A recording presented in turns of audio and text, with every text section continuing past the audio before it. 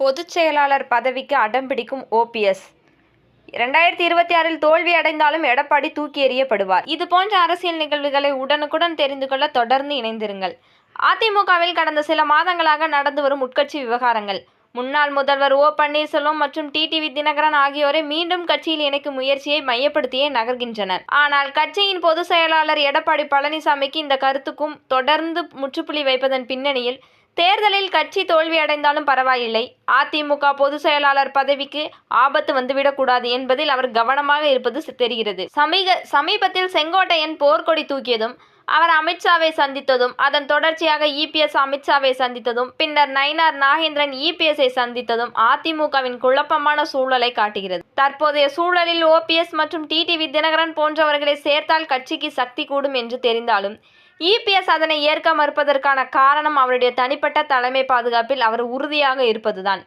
தோல்வியே வந்தாலும் பரவாயில்லை, ஆனால் தலைமை பொறுப்பில் நமக்கு அதிகார பங்கோ அல்லது தலைமை பதவிக்கு ஒரு தொந்தரவோ வந்துவிடக்கூடாது என்பதில் இபிஎஸ் உறுதியாக இருக்கிறார்.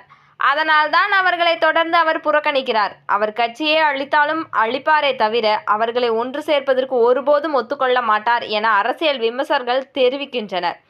செங்கோட்டையன் போர்க்கொடி தூக்கிய போதே உடனே அவரை கட்சியை பதவியை நீக்கியதற்கு காரணம், இதே கருத்தை நேரடியாகவோ வேறு யார் சொன்னாலும் அவர்களுக்கு இதே கதிதான் என்ற எச்சரிக்கையாகவே பார்க்கப்படுகிறது. அதிமுகவின் முக்கிய பலங்களில் ஒன்றான கொங்கு மண்டலத்தின் அதிமுக ஏற்கனவே பலமாக உள்ளது. பாஜகவுடனான கூட்டணியும் அதிமுகவுக்கு சாதகமாக இருக்கும். ஆனால் தென் தமிழகத்தில் முக்குளத்தோர் வாக்குகள் இருக்கும் ஏரியாக்களில் ஓபிஎஸ் டிடிவி விலகலால் கட்சி பலவீனமாக உள்ளது. இவர்கள் எல்லாம் வந்தால்தான் நமக்கு ஒரு பலம் கிடைக்கும். இங்கிருந்து சீட்டுகள் வராமல் வெறும் கொங்கு மண்டலத்தில் மட்டும் 50 முதல் 60 சீட்டுகள் ஜெயித்தால் மீண்டும் இதே நிலைமைதான் வரும். ஆட்சிக்கு வர முடியாது.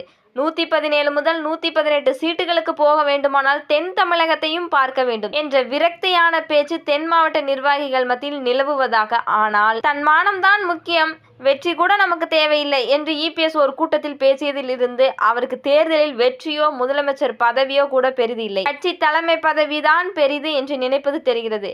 இப்படி ஒருவரை தலைவராக வைத்திருப்பதால் தான் அதிமுக தொண்டன் கூட விஜய்க்கு ஓட்டு போடும் நிலைக்கு தள்ளப்பட்டுள்ளனர். ஓகே கைஸ், உங்களுக்கு இந்த வீடியோ பிடிச்சிருந்துச்சுன்னா லைக் பண்ணுங்க, ஷேர் பண்ணுங்க, மறக்காம சப்ஸ்கிரைப் பண்ணிடுங்க.